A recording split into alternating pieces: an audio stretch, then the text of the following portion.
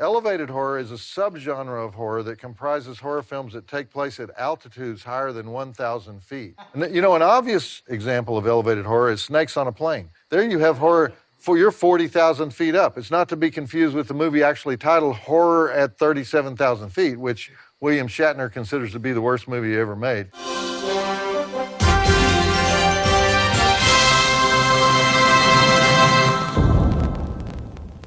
Hello, fellow followers. Welcome back to FanZcene. Greg here, and today I have for you why I hate elevated horror. What exactly is elevated horror? I think this describes it best. Elevated horror is a term used by people who hate horror to describe horror films that they like. I think it's a little bit more than that. Nope, that's pretty much it.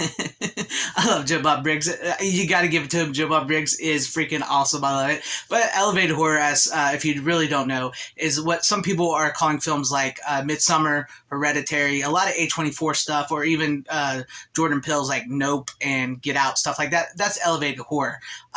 It's essentially, I don't think they're more horror movies. Personally, that's not me. And I want to say this because just because I don't like these movies, because I know these movies are successful, I know they have their audience, they have their fan base. Just because I don't like this type of movie, these type of movies, doesn't mean you don't have to like them. If you like them, that is awesome. That's fine. I like what I like. You like what you like. We're all different people. If we all like the same thing and thought the same way and we're all the same way, then life would be freaking boring as hell.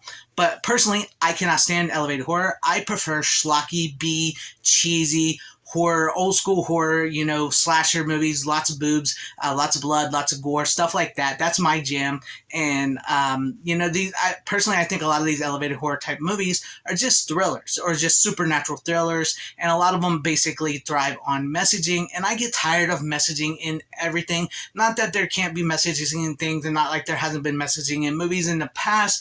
That happens. But a lot of times it's just basically these elevated horror movies are focusing on one thing and one thing only, messaging and designed for modern audiences. And a lot of this, the video here that I'm doing, the idea came from, spurred from the fact that somebody was trying to say that Terrifier 2 was elevated horror, was bringing the slasher genre into elevated horror. And I'm just like, I think that person totally missed the point of Terrifier 2. And I think one of the reasons why so many people latched on to Terrifier 2 and Art the Clown and the Terrifier series is because it takes you back to those schlocky, gory, and don't get me wrong, the Terrifier movies get really extremely gory. I'm not much fan of that either. The like extreme hardcore gore, seeing a girl cut in half all the way down.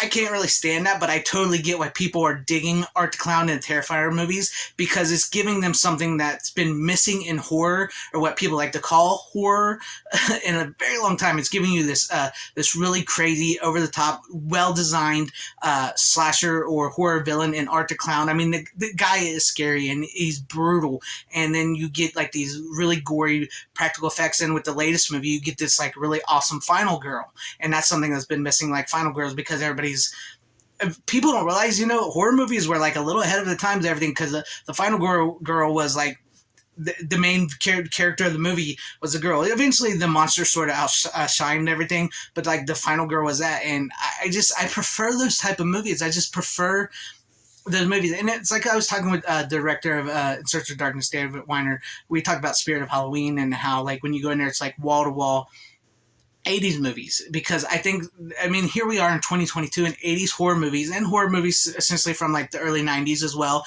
and the 70s and stuff, are still holding strong, are still like the go-to thing for everything. It's like 80s this, 80s that. And I really think, by Halloween next year, Art the Clown, Terrifier stuff is going to be mixed right in there with the 80s horror stuff. It's going to be like 80s horror, Art the Clown, and Trick or Treat, which was from the 90s. That's like going to be the main go-to horrors from now on. And like I said, I know these A24 films and Hereditary and Babadook, which is all these movies have their fans. People like them, people enjoy them.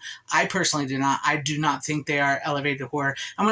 Here, listen, think about this. when I say horror movies, what's the first horror movie that pops in your head?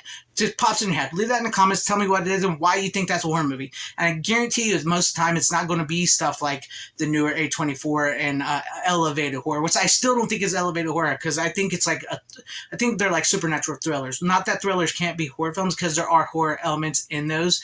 And it's just, I really think it's more thriller oriented, supernatural thriller, and like I said, it tries to deal with modern political and messaging themes in these new movies, and I just think people are tired of those. But it doesn't mean that they don't have their fans. It doesn't mean they don't have their audiences. A lot of these movies, like I've seen Chris Gore say multiple times, is like there is an audience for these films, and a lot of these films have been sort of being made through years in independent film. That's where their audience lies. That's independent films have been making movies that are like these for years and years.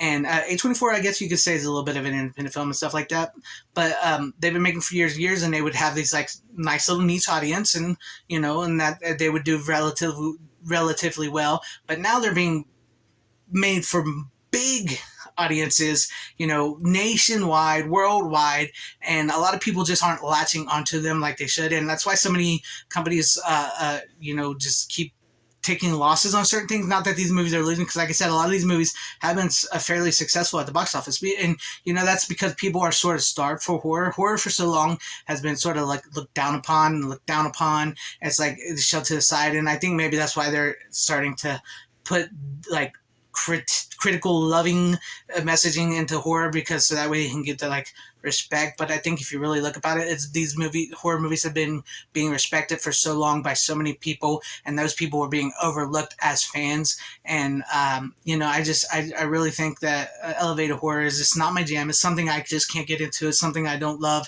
It's just not me. I prefer the good old fashioned schlocky schlock, all that stuff. And one of the greatest directors, John Carpenter, of horror films and stuff, I think he's a great example of somebody who created horror movies that also sort of had a sort of messaging in them at times, but he knew how to focus on character and story and give the audiences what they want, and slip in his messaging and behind it. And he was also willing to work, because he leans one way and he has his own beliefs, his political beliefs stuff, but he was willing to work with like people like John Wayne, who was totally against his beliefs, because that's what something he really wanted to do. And he's willing to work with people and create a movie and stuff that doesn't necessarily go with his beliefs, because he's there to create something entertaining and something fun. And one of the best thing I could read you right here is this, when John Carpenter himself was asked about elevated horror, ABC. Shifting gears slightly, are you familiar with the phrase elevated horror? John Carpenter. I don't know what that means. I mean, I can guess what it means, but I don't really know. ABC. People usually use it to refer to A24's movies. Horror that's very heavy on the metaphorical. Hereditary, Midsummer, movies like that. John Carpenter. I have no idea what you're talking about. ABC. Fair enough. John Carpenter. But I hear you. There's metaphorical horror, but all movies they don't have messages. They have themes, thematic material, and some horror films that have thematic material. The good ones do. Well put, Mr. John Carpenter. That's why you are the master of horror. I couldn't agree with that more. Most horror films are thematic. They have thematic material. They're not just messaging or heavy-handed, designed for just modern audiences. They're designed thematically, and I think that's the best way to put it. And I think whether Joe Bob Briggs was joking or not, elevated horror movies for people who don't like horror movies. That's why I see it. That's why I felt. I do not like elevated horror.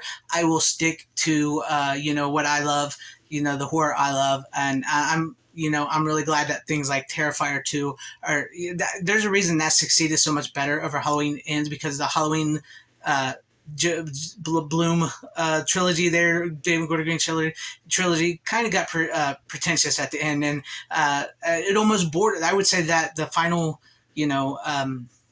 Halloween Ends was sort of almost borderline elevated horror, and I think that's why it was so turned off, because people wanted to see Michael Myers slashing people up in a final showdown with Jamie Lee Curtis. They didn't want to see what they saw. That's why Art the Clown works. That's why horror, schlocky B-movies, 80s, 90s, 70s, 60s horror films still play. And that's why elevated horror is being discussed amongst so many people in the horror community as whether it's good or bad, and it's dividing the horror community, much like Star Wars and all that is divided fans because a lot of people don't like the new Star Wars. A lot of old school horror fans and horror fans don't like elevated horror because it's not quite horror, and I'm one of them. I don't like it, but if you like it, that's fine. But let me know what you guys think about all this in the comment section down below. Do you like elevated horror, or are you like, no, I don't. Those are not my cup of tea. I seriously do want to know all this, and don't be mean to each other, because we're all different. We all have our own opinions. So let me know all this in the comment section down below. And if you liked what you saw here, please consider hitting that like button, subscribing, hitting the bell for notifications, joining, become a channel member. If you feel so inclined to, share the video out for everybody to see. I thank you guys for watching wherever you are. Please have a great, safe, happy, healthy day, morning, afternoon, evening, and night. Always support physical media. It is the superior format. Godspeed. I know what you're going to say. You're going to say that the word elevated should not be taken literally. So, okay. So, elevated horror can also be the Walking Tall series, like, due to it's tall. I get it. Or Yeah. Phantasm, because it has the tall man.